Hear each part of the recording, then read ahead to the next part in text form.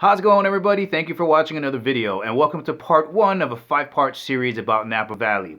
I had a chance to spend a few days up there and it was absolutely amazing. So what we're going to do in this video is I'll give you some background information about Napa Valley and then some tips to go out there if you feel like visiting for your first time. Let's get into the video.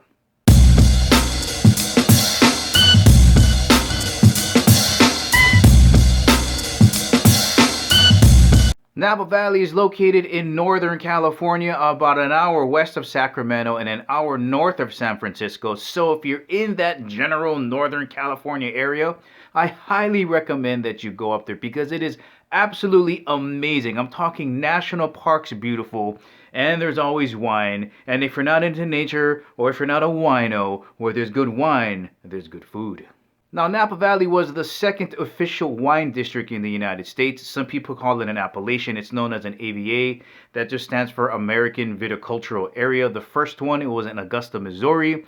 Napa Valley is the second. Now, within the Napa Valley AVA, there are 16 smaller AVAs called nested AVAs, and that's what you normally see on the labels. Here is a map of Napa Valley divided up into its individual wine districts. And as you can imagine, because of their distinctive locations, certain wineries are better at growing certain types of grapes. But in general, Napa Valley has the perfect environment for growing grapes. It's got the right amount of sunshine, the temperature is perfect, it's got the right amount of soil, it's a great mixture of clay and volcanic rock, and it's just ideal for growing grapes for wine.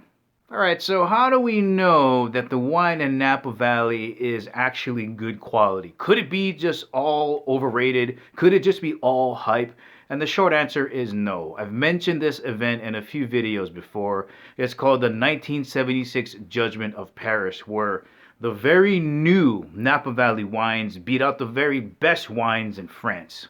I remember this was a blind taste test where France's top wine experts couldn't decide which wines they liked better. They had difficulty telling which ones were from France and which ones were from Napa Valley. In the ending, highest score for Cabernet Sauvignon went to Stag's Leap with an apostrophe S, and the Chardonnay category was won by Chateau Montelena, also from Napa Valley. It really did change the landscape of winemaking. As a quick side note, I'm going to leave a link for the movie Bottle Shock, which can be watched here on YouTube. And that movie was based on the 1976 Judgment of Paris, and it stars a very young Christopher Pine wearing a really weird wig. Alright, so with all of that out of the way, here's my recommendations. The first thing people started asking me when I got back is, well, what time of season should you go? I went in April. And this answer is going to really depend on your personality type. If you want to avoid all of the crowds, you want to go when it's a little bit colder. So November, December, January, February, March, April, up into April, still pretty dead. The issue with that is a lot of the activities that the wineries might be offering might not be available. But less crowds, of course, cheaper prices in hotels around Napa Valley. And of course, as soon as you start moving into warmer months in the summer, like June and July, the crowds are going to come back and the prices for hotels are going to go up. But it goes from being kind of busy to ridiculously busy during August and September, because that's when they start harvesting the grapes.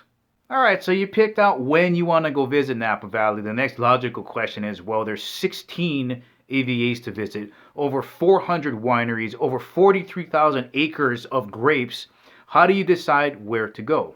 Now, there's a few ways you can attack this question, and I think probably the most popular way is people do their research online and they look for vineyards that are very big and very beautiful, and you cannot fault that because most of the wines in Napa Valley are going to be pretty good. So why not get that scenery while you're drinking that great wine? And there are some great ones out there like we're going to see in these upcoming videos.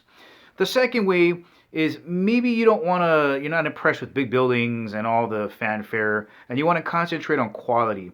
You got to dig a little bit on the internet and do your research, because there are some smaller vineyards out there that make really great wine, but maybe not as flashy and interesting to visit, but that quality would be there. Here is the answer I came up with to answering that question. So I knew that I wanted to visit vineyards that had a lot of history, great architecture, and something to give me a really good benchmark to compare everything else against. So of course, I went with the winners of the 1976 Judgment of Paris. I went to Stag's Leap with the apostrophe S, tried their Cabernet Sauvignon, and then I went to Chateau Montelena and tried their Chardonnay. Both great architecture, Both of those wines gave me a good benchmark to really compare everything against. Now, the third winery I picked up because of its proximity to Chateau Montelena, which is Castillo de Amorosa. It's that castle. I can't wait to show you guys this video. When you're looking at the castle, you just don't get a good appreciation for what is in that place.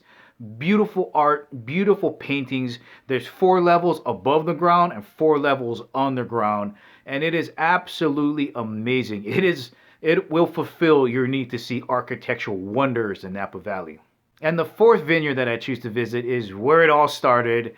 Numero uno, number 1, the Charles Krug Winery set up by the Mondavi family. But whatever method you choose to pick, you won't be wrong. Alright, so now you know when you're going to go and where you're going to go. The next thing is to start scheduling those tours. But before you do the individual scheduling of tours at the wineries that you're going to visit, I would highly suggest looking at the wine train. Yeah, so I go driving into Napa Valley and I see this train driving through it, and I think to myself, man, what a great way to set the tone for the rest of your stay in Napa Valley. You get on the train, you purchase whatever package you want, you're going to have some good food, good wine, you get this tour through Napa Valley, and what a great introduction to Napa Valley if you've never been there. You know, you get that set in, you go home rest, and then you start attacking those winery tours. Here is the biggest piece of advice I can give anybody that's visiting Napa Valley, and that is to take your time. Even if you're on a shorter timetable, even if you're just doing it for one day, don't rush through these wineries. Like the castle, right? That castle is magnificent. I am glad I did the full tour when I went to visit Castillo de Amorosa. It was absolutely amazing. About 2 hours, they step you through different levels in the castle. By the time you do the tasting and you walk around the vineyard by yourself, that's what you want to do, is take it all in. So I don't recommend doing not more than 2. You can try 3, but really you should only do 2. I was sitting next to this couple that was trying to do 4. I don't even know how they were going to stay sober. Doing 4 wineries in a row, driving back and forth between them, and not really getting a chance to take it in is kind of a disservice to yourself. So even if you have a shorter timetable, I would recommend only doing 2 per day and doing that longer tour, the one that gives you the most access to the winery. When you're doing your wine tasting, you're going to have maybe 5 or 6 different glasses of wine. And this is why I'm saying that it should be illegal. There is no other salesperson on this planet that gets to get you drunk and then asks you to buy something. So just be mindful that when you're in there, you're going to start feeling a little bit good, and then they're going to hit you with the sales pitch. So I'm trying to set you guys up for success here.